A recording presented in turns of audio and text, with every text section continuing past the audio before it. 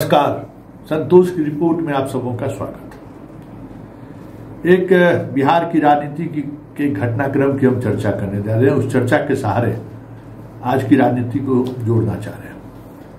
97-98 में रामविलास पासवान हाजीपुर से चुनाव लड़ रहे थे और उस लोकसभा चुनाव से पहले एक बुकलेट पूरे देश में जारी हुआ था, बिहार में जमकर, और उस बुकलेट का शीर्षक था कि देश का अगला प्रधानमंत्री कैसा हो तो रामविलास पासवान जैसा हो। और पूरा इतिहास रामविलास पासवान के राजनीतिक जीवन के बारे में ढेर सारी बातें लिखी हुई थी। चुनाव अभियान चरम पर था। रामविलास पासवान चुनाव जीते, इसके लिए धुआंधार प्रचार अभियान चल रहा था। 2 दिन बचे हुए थे प्रचार के, लेकिन लालू यादव प्रचार करने के लिए नहीं पहुंचे थे। पूरा सब जगह घूम रहे थे। तो रात में रामविलास पहुंचे और इस बीच में संपर्क करने की कोशिश भी हुई। रामविलास पासवान के पास पारस सब लोग लालू जी के यहाँ दरबार लगा रहे थे कि आप ही कार्यक्रम 2 कार्यक्रम कम से कम भैया के लिए दीजिए, लेकिन लालू यादव कुछ नहीं बोल पा रहे थे, कुछ बोलते ही नहीं थे। तो एक दिन रात में पहुंचे रामविलास पासवान, आए बैठे तो बोले क्या रामविलास जी, रामविलास भाई तेरे प्रचार के लिए नहीं चलिएगा? चलिए ना भाई, आपके बिना गए हुए कैसे होगा? बोले आप भाई, आप देश के भावी प्रधानमंत्री हैं तो आपको हमारी जरूरत क्या है? जाइए, चुनाव लड़ रहे हैं, जीतिए, हमारी शुभकामना है, प्रधानमंत्री बनिएगा। रामविलास पासवान को समझ में आ गया कि खेल क्या है।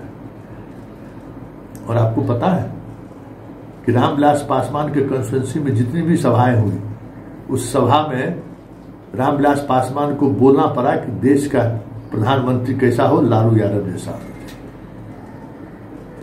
वो राजनीति का तकाजा था, वो दौर था, और आज भी वो दौर है कि पासवान, रामविलास पासवान जैसा नेता जब इंडिपेंडेंट होकर चुनाव जीतने की स्थिति में नहीं थे, उनको एक समय में रोसड़ा भागना पड़ा था। 91 में रामविलास पासवान को लगा कि हाजीपुर का ज्यादा लोग हमको चुनाव हरा देगा, उनको रोसड़ा भागना पड़ा था। तो ये इस बिहार की राजनीति का अकाट सच है कि जो यहाँ राजनीतिक मिजाज है, या जो राजनीतिक पृष्ठभूमि है, जो जनता का मिजाज है, या जिस गठबंधन के सहारे राजनीति चलती है, उसमें रामविलास पासवान जैसे लोग जब स्वतंत्र निर्णय अपने पूरे पॉलिटिकल जीवन में नहीं ले पाए, तो फिर चिराग की बिसात क्या है। ये बात मैं इसलिए कह रहा हूं कि आज फिर चिराग ने ऐसी बातें कह दी है जिससे स्वाभाविक तौर पर एनडीए गठबंधन में टकराव की स्थिति उत्पन्न हो गई है। बात लॉ एंड ऑर्डर की हुई कि गया में किस तरीके से एक लड़की के साथ गैंग रेप की घटना घटी है, और वो भी पुलिस मतलब होमगार्ड बहाली को लेकर दौड़ की प्रतियोगिता चल रहा था, जिसमें वो बेहोश हो गई और फिर उसको उठाकर अस्पताल ले जाने के क्रम में इस घटना को अंजाम दिया गया।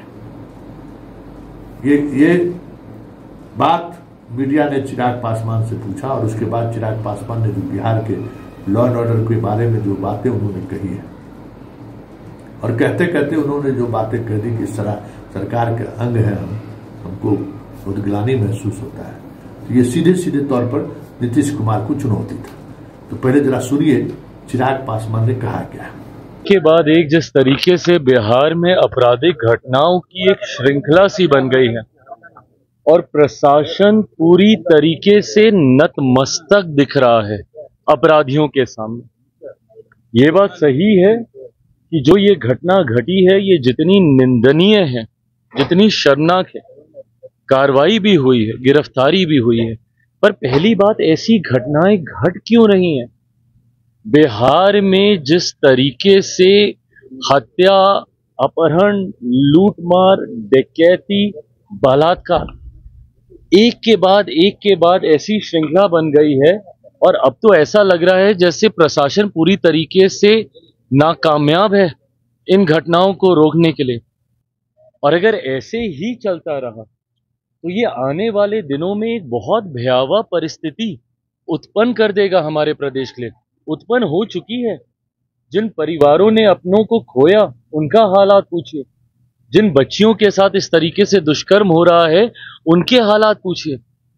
आज अगर इस तरीके की बातें भी कही जाती हैं कि चुनाव के कारण ऐसी गतिविधियों को असामाजिक तत्व अंजाम दे रहे हैं, अगर चुनाव भी एक कारण, और मैं भी मानता हूं कहीं ना कहीं कि संभवतः चुनाव भी एक कारण है, सरकार को बदनाम करने की साजिश के साथ संभवतः इन घटनाओं को अंजाम दिया जा रहा है, पर तब भी जिम्मेदारी तो प्रशासन की ही है ना इसको नियंत्रित करने की। कोई भी अपराधी आपके राज्य में आपराधिक घटनाओं को कैसे अंजाम दे रहा है प्रशासन के रहते हुए? या तो फिर इसमें प्रशासन की मिली भगत है, और या फिर प्रशासन इस पर लीपापोती करने का कार्य कर रहा है, और या फिर पूरी तरीके से प्रशासन निकम्मा हो चुका है और अब इनके बस का नहीं है बिहार और बिहारियों को सुरक्षित रखना।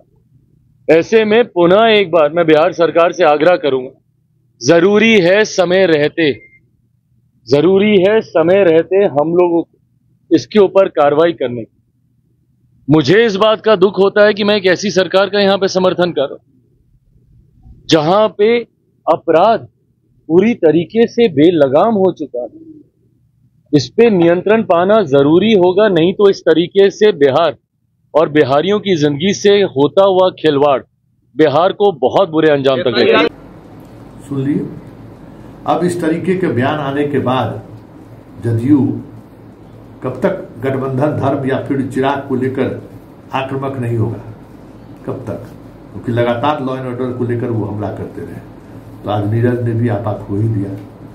नीरज ने ही आपा नहीं खोया, बीजेपी के प्रवक्ता वो भी नीरज, उन्होंने भी चिराग को नसीहत दे दी कि बिहार में लॉ एंड ऑर्डर को लेकर कोई प्रॉब्लम नहीं है, बिहार है, यहाँ किसी तरीके का कोई दिक्कत नहीं है। जो लोग इस तरीके की चीजें कह रहे हैं उन्हें बिहार की समझ नहीं है, पुलिस त्वरित कार्रवाई कर रही है, वो जो एक प्रवक्ता के तौर पर होता है।